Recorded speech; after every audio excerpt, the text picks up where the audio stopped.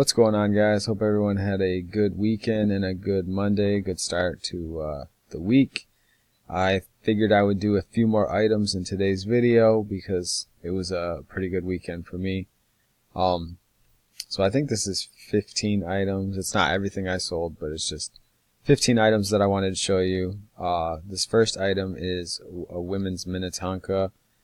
It's not like the embellished. The embellished mocks do a little better, but these were real clean, and they had like the little studs on. I marked them at $24.99, and I took an offer for these at $20. They were pretty light, but I think they still went in the flat rate. Alright, this next item was a PlayStation 2 game I wanted to show you because this is a game that was in that bundle that I bought recently that wasn't worth anything to send into Amazon. And so I had like 15 to 20 of them, and I just created listings and threw them up on eBay for $9.99. It shipped flat rate, or it shipped first class, so it was a couple bucks. And so that just goes to show, if you buy bundles of video games, just because it's not worth sending into Amazon doesn't mean it's not worth throwing up on eBay, because that was I got full asking price, and it didn't even have the insert. So next up, this was some men's Nike. These were vintage Nike hiking boots. They were really cool, but they were kind of worn. This was before, like, I couldn't even find the Nike SKU, like the model number that you normally use to find items. And these sat for a little while. The buyer made me an offer of $40, and I ended up taking it. I was happy to get rid of them. You can see the tread was still good. There wasn't really wear inside at the heel area. It was just the suede was kind of worn. But yeah, those sold for $40. This item I picked up at a Goodwill because it was new in the package. I didn't really even scan it. I paid $2 for it.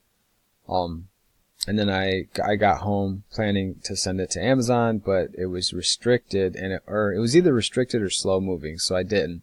So I threw it up on eBay, and lately I've been kind of experimenting with charging on shipping again.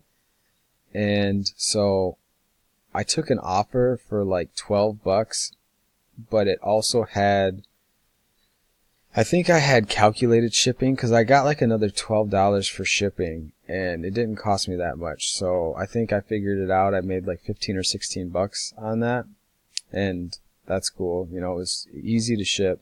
New items are always cool. Alright, this was a really cool item. Now, you guys know that I sell a lot of Polo, and then you have vintage Polo jeans or Polo Sport. Now, Polo Sport is definitely the better item between the two. And this, like the larger spell out logos are super popular. This one actually had stains on it too on the front. They weren't like big stains, but they were there. And that's the difference between, I had this marked at $79.99, and I believe I was running a sale, but I ended up taking an offer of $50 or $55. But if you get an item like this, Polo Sport, especially like the spell out logos, and bigger the better, without the stains, this would have been like $125 to $150 piece, easily. I probably could have held out a little longer for the $70 to $80, but I just didn't. I wasn't trying to hold on to it. Alright, this was a pair of Allen Edmonds. I've sold the nicer dress shoes, like the cap toes or the wingtips. These were just that driving loafer mock toes, and they were pretty thrashed. Let me see. The soles weren't too bad, but the leather was worn. There was scuffing. And I took an offer on these after they sat for a while for $20. Next up, more Nikes. These were the KD Trey 5s. Kevin Durant's. These were a little big, or else I thought about keeping them. Michaela thought they were ugly, but I thought they were kind of cool. I love red shoes. I don't know what it is. I had these for maybe a week or two, and I accepted an offer of $34 on these. Okay, Converse, I'm sure these, like Chuck Taylors, have made the list before, but the reason I threw these on here is I wanted to tell you that a lot of times you can buy Converse even when they look kind of rough, because, or at least I do all the time, as long as the canvas isn't too bad. But the rubber, you can use magic erasers, and I actually use Goo Gone. That it's the stuff that I bought for Amazon shipments, removing labels. But a little bit of Goo Gone with a magic eraser will clean the cap toes and the soles up almost perfectly brand new. I actually use the same thing. I use the Goo Gone and the magic eraser to remove pricing from the bottoms of shoes.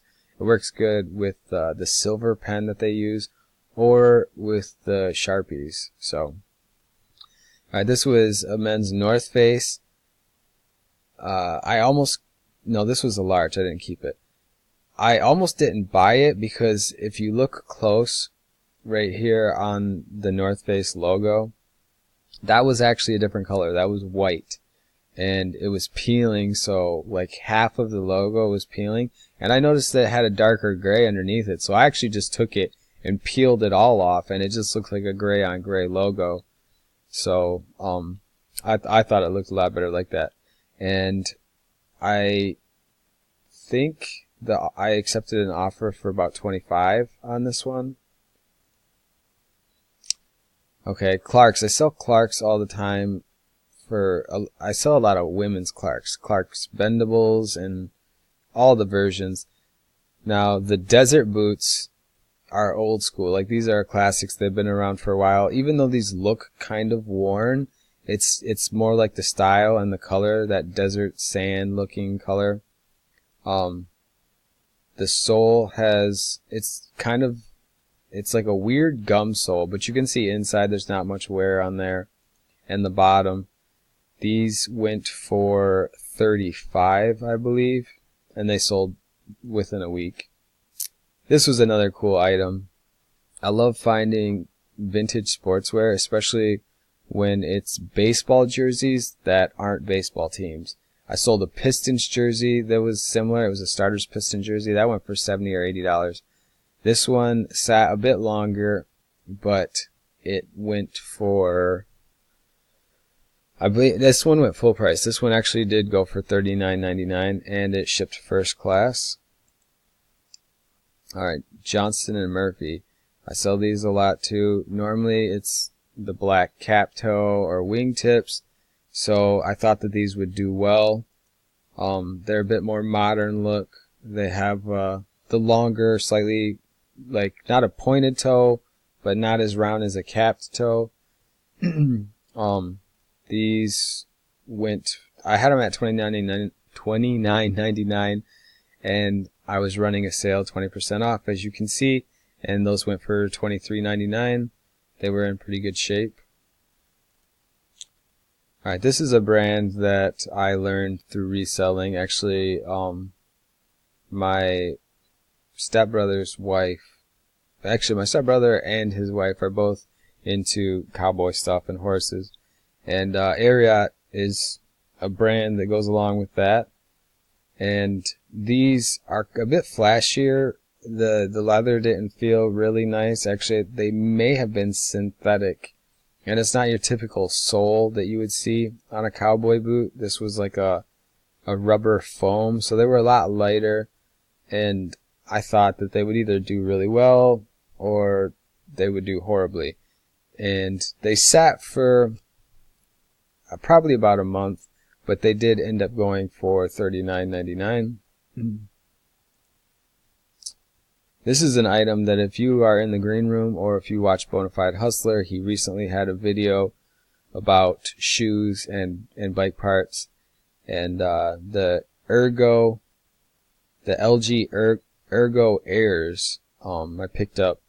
These fit me perfectly, actually, but I don't have clipless pedals on my road bike. I actually ride a fixed gear bike, so I have cages on them, and I didn't want to, like, when you look at here, I'll show you at the bottom. Bottoms like this that have the section of the cleat or whatever, these are road bike shoes. Mountain bike shoes are flat, like you could actually walk around in them. And so I may have kept them if they were mountain biking shoes, but these are road bike shoes, the LG Garnu Ergo Airs.